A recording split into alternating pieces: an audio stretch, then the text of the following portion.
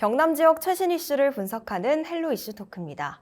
최근 김해시는 도시 브랜드 발굴, 기후 위기 시대 대응, 교통 인프라 확충 등 굵직굵직한 사업들을 이어가며 발빠른 행보를 보이고 있는데요. 이는 시민들의 삶을 윤택하게 하기 위한 행정과 정치권의 공동의 결과라고 볼 수 있습니다. 오늘 헬로 이슈 토크에서는 그 다양한 성과와 진행 상황들을 알아보면서 앞으로 변화할 김해시에 대해서 그려보는 시간 마련했습니다. 오늘 함께 이야기 나눠주실 분 나와 계십니다. 김해시를 지역구로 한 김정호 국회의원 나와주셨습니다. 네, 의원님 안녕하십니까? 네, 반갑습니다. 김정호입니다. 네, 반갑습니다. 최근 김해 굵직한 소식들이 참 많았습니다. 요즘 바쁘시죠? 예, 당연히 바쁠 때고요. 코로나 풀리고 난 다음에 행사들이 이제 다 되살아나서 행사장 찾아뵙고 인사드리는 게 되게 바쁜 일과입니다. 네. 요즘 굉장히 바쁘실 것 같은데 네. 또 내년 총선이 이제 1년도 채 남지 않았으니까 이제 21대 국회의원으로서의 임기도 1년이 채 남지 않았습니다. 네. 지난 4년간 굉장히 긴 시간이었는데요. 소회 한번 말씀해 주시죠. 제가 의정보고하기 위해서 지난해 그 발자취를 한번 살펴봤더니 네. 김해에서 김포까지 서울까지 비행 횟수가 113번, 거리로는 네. 48,500km, 지구 한 바퀴를 돌고도 네. 4분의 1을 더 다녔는데 네. 국회 구내식당에서 네. 식사 해결하고 의원회관에서 락구 침대에서 잠자리 불편하지만 열심히 의정활동이나 지역 현안을 챙기기 위해서 그렇게 분주하게 활동을 했고요. 그런 결과 우리 이제 시민들 특히 부울경 전체로 보면 네. 김해 신공항 문제점 짚고 가덕 신공항으로 방향을 전환하는데 성공했지 않습니까? 그렇죠. 그거 앞장섰던 그런 보람 또 자부심 그게 소회로 남습니다. 앞으로 그걸 이제 가덕 신공항을 기반으로 해서 네.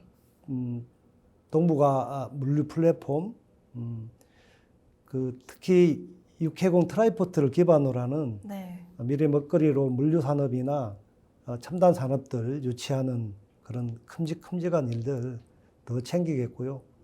그 지금까지 해왔던 것처럼 우리 지역의 작은 현안들도 꼼꼼하게 열심히 더 챙기겠습니다. 정부의 건전 재정 기조가 계속 이어지고 있잖아요. 네.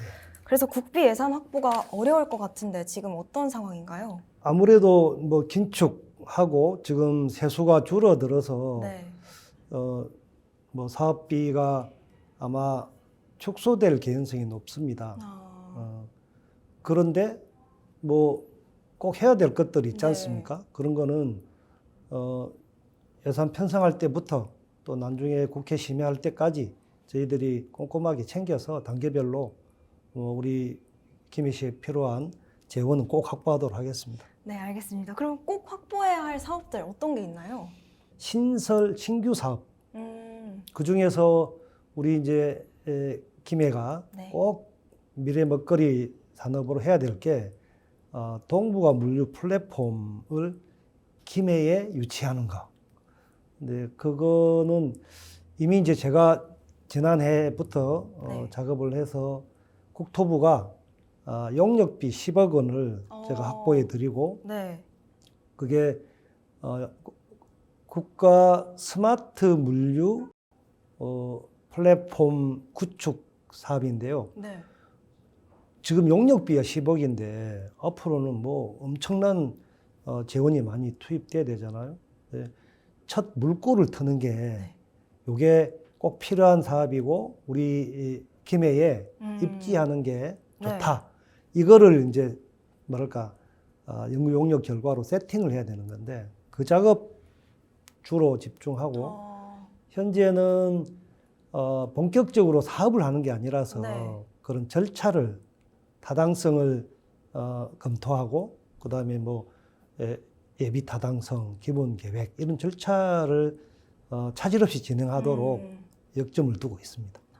그렇군요. 사실 홍태용 시장도 이 가덕 신공항의 물류 배후 도시로 김해가 최적지라고 말씀을 하셨잖아요. 그리고 오늘 의원님도 이렇게 말씀을 하시다 보니까 김해시가 어떤 장점이 있는지 굉장히 궁금해지는데요. 두 가지인데요. 네. 하나는 이게 큰 물류 뭐 배후 도시를 만들려고 하면 네. 넓은 그 부지가 있어야 됩니다. 그런데 이제 뭐 부산 진해 신항만 가덕 신공항 이쪽으로는 네. 이제 바다잖아요. 그러니까 추가적인 뭐 매립을 하지 않으면 네. 부지 확보가 어렵습니다. 그런데 우리 김해 칠산 서부동하고 네. 연접한 부산의 가락동 이쪽에 약 780만 평이 지금 현재 농사 짓고 있죠. 네. 그런 그린벨트가 대략 1,000만 평 정도가 있습니다. 그런 물류 단지를 하려면 제일 네. 중요한 거는 그 화물 터미널 또는 컨테이너 야적장, 네. 물류 창고, 글로벌 물류 센터 이제 그런 게 몰려 있어야 되거든요. 그럼 넓은 부지가 필요하지 않습니까? 그 네. 부지를 유일하게 우리 김해 쪽에서 적어도 반 이상 네. 제공할 수 있다. 그거 첫 번째고요. 두 네. 번째는 당연히 물류는 교통망이 인프라가 갖춰져 있어야 되거든요. 중요하죠. 김해만큼 철도, 고속도로, 또 지금 뭐 부산 진해 신항만, 특히 가덕 신공항 이게 육해공 트라이포트가 네. 딱 여기 몰려 있습니다. 너무 잘 돼 있다. 네, 예. 그래서 이 두 가지 때문에 아까 말씀드렸던 동북아 물류 플랫폼이 입지를 한다면 김해가 최적지다. 이렇게 장점을 부각할 수 있습니다. 네. 이렇게 이 계획이 성공만 된다면 김해시의 대외적인 교통망에 굉장히 희망적인 결과가 눈에 그려지는데요. 그런데 이렇게 성공을 하더라도 그 안에서도 경쟁력을 갖추기 위해서는 김해 시민의 편의도 고려할 필요가 있는 것 같습니다. 네, 그래서 나온 게 트램이죠. 네. 네, 트램이 정확히 뭔지 그리고 현재 진행 상황이 어떻게 되는지도 한번 말씀 부탁드립니다. 그 트램은 우리 김해 시내에 네. 동서간에 분절이 있는데 그거를 연결해서 시민들의 그 동서간의 이동을 네. 특히 새로운 대중교통 수단으로서 트램이 이제 필요하고 역할을 할 거라고 기대하고 현재 이제 국토부에 네. 도시철도망 구축 계획이 네. 이제 확정되었고 고시가 되었어요. 이걸 기초로 이거는 사실은 이제 뭐랄까 개념 구상 정도고 이 계획에 이제 국토부 계획에 들어감으로 해서 우리 김해시가 사전 타당성 용역을 합니다. 네. 타당한지 안 한지, 그다음에 어떻게 노선을 깔고 역을 어디에 설치하면 좋은 건지 네. 이제 이런 걸 이제 용역을 하게 되는데요. 네. 내외에서는 수로왕릉역에서 내외동을 쭉 거쳐서 네. 내외동 사거리에서 주촌 선천지구에서 빙 둘러서 장유역으로 경전선 장유역으로 이렇게 연결되는 9.3km 정도 되고요. 네. 그다음에 장유역을 기점으로 해서 장유 1, 2, 3동을 삑 한 바퀴 도는 게 지금 15km 정도 됩니다.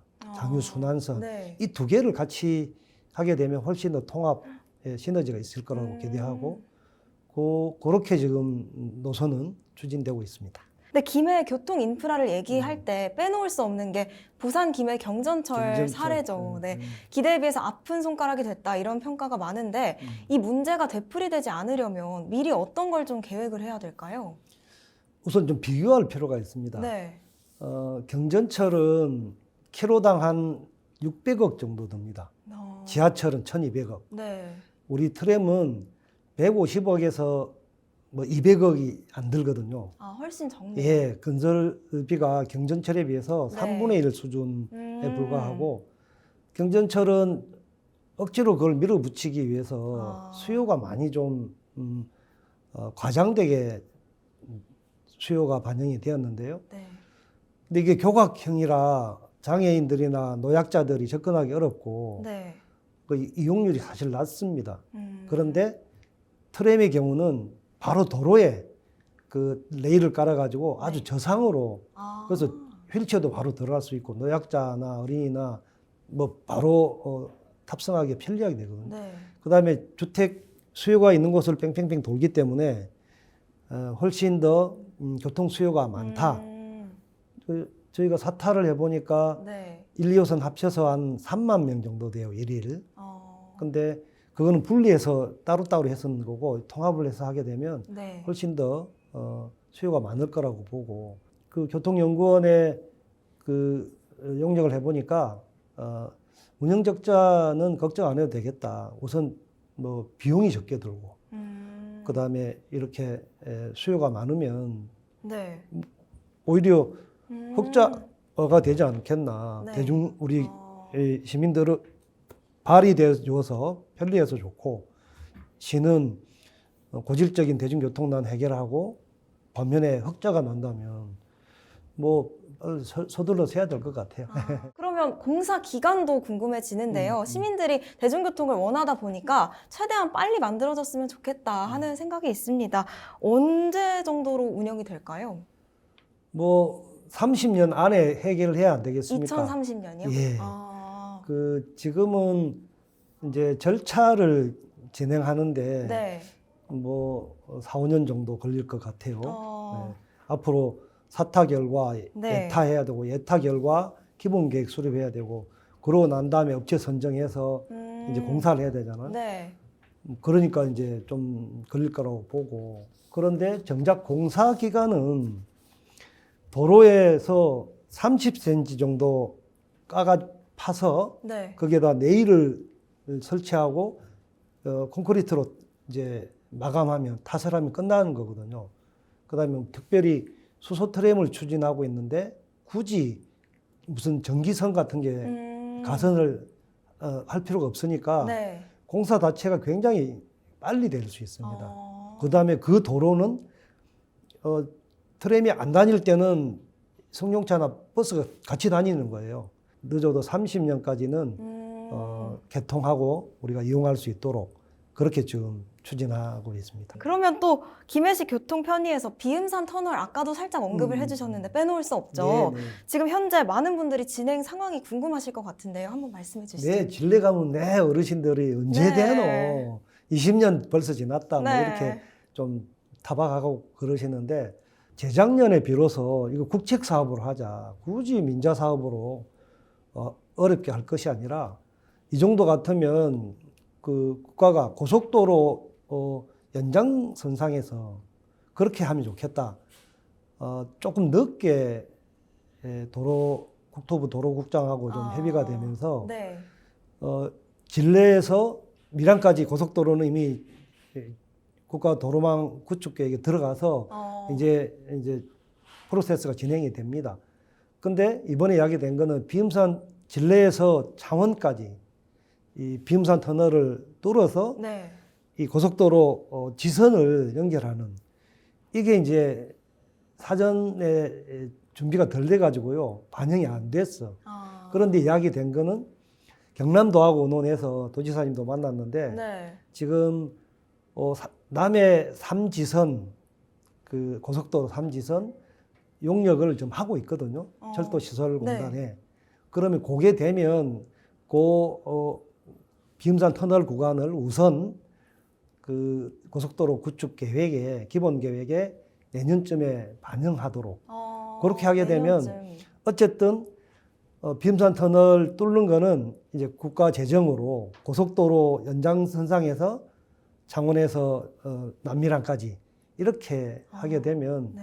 이것도 머지않은 시간에 지금까지는 방향을 잘못 잡고 그걸 좀 합의가 안 돼서 돌파를 못 했는데 이제는 뭐 창원시가 반대할 이유도 없고 국토부가 국가 재정으로 하기 때문에 다 좋게 되는 거죠. 우리 네. 재정 부담 없이.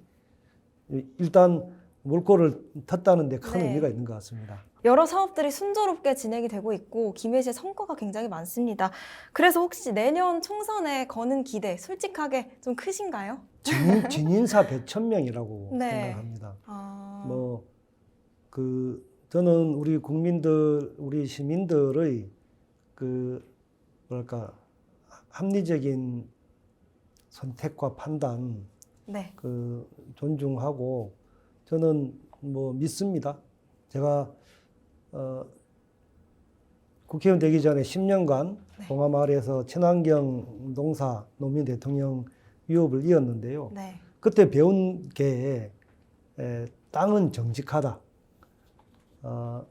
저는 정치도 그렇게 농사 짓는 농부의 그런 마음으로. 정직한 네. 마음가짐으로 그렇게 해왔고, 또 그런 진정성은 우리 시민들이 모르는 것 같아도 만나면 뭘 하시기도 하지만 네. 결국은 알아주시고 현명한 판단을 하실 거라고 기대합니다. 네, 그렇다면 내년 총선의 결과를 가를 의제 뭐라고 생각하십니까? 네. 지금까지 윤석열 대통령의 국정 운영 지지도를 네. 보면 부정평가가 60% 내외로 점점 비토층이 좀 늘어나고 있는 것 같아요. 그러니까 국정 운영이 매우 좀 독선적이다. 좀 일방적으로 좀 이게 불통의 그런 정치에 대해서 되게 국민들이 좀 따갑게 질책하시는 것 같거든요.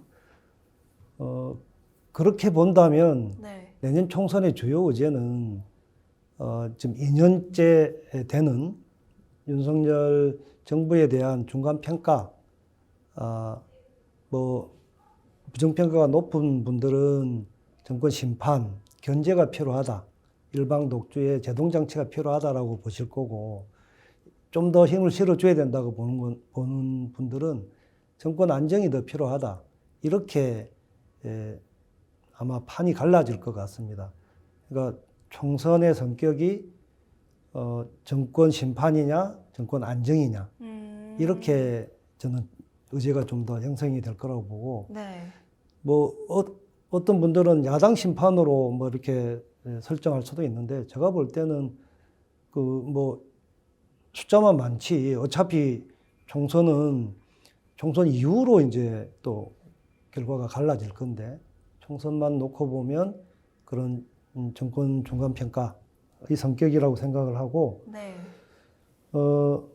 이게 윤석열 대통령이 집권 1년 만에 완전히 검찰공화국을 만들어 놨거든요. 검찰 특수부 출신들이 정부 주요 요직을 다 장악했어요. 30명이 넘는다고 합니다. 이분들이 잘하는 거 수사잖아요. 압수수색, 수사권, 기소권을 심지어는 구속영장도 근거없이 치기도 하고, 그렇게 해서 야당과 정적을 제거하는 단합, 노동운동도 이제는 완전히 적대시해가지고 노동 진영을 다 단합하고, 심지어는 언론도 말 안 듣는 그런 기관들은 그렇게 언론 탄압도 자행을 하고 있는 거거든요. 이것이 더 이상 어떻게 참아내기 어렵다, 국민들이. 그래서 부정평가가 더 점증하는 거고, 그거는 결국은 말 안 듣는 그 정권에 대해서 주권자인 국민들이 견제를 하는 게 주요 의제가 될 수밖에 없고, 최근에 윤석열 대통령의 민생 법안에 대해서 대통령 거부권을 행사했잖아요. 네. 그것도 한두 번도 아니에요. 더군다나 한동훈 법무부 장관을 앞장 세워서는 사실은 법을 어겨서 시행령 통치를 강화하고 있는 거거든요. 이런 것들에 대해서 국민들이 되게 화를 많이 내고 있고, 말이 안 통하는 이 윤석열 정부에 대해서는 심판을 해야 된다. 그런 점에서 의제는 정권 심판이냐, 견제냐, 이렇게 될 거라고 저는 내다봅니다. 알겠습니다. 그러면 의원님의 앞으로의 행보도 계속해서 기대해 보겠습니다. 아이고, 예. 네, 오늘 말씀 고맙습니다. 네, 수고하셨습니다. 네. 오늘 헬로 이슈 토크는 여기서 마칩니다. 오늘 방송은 헬로티비 뉴스 공식 홈페이지에서 다시 보실 수 있습니다. 시청해주신 여러분 고맙습니다.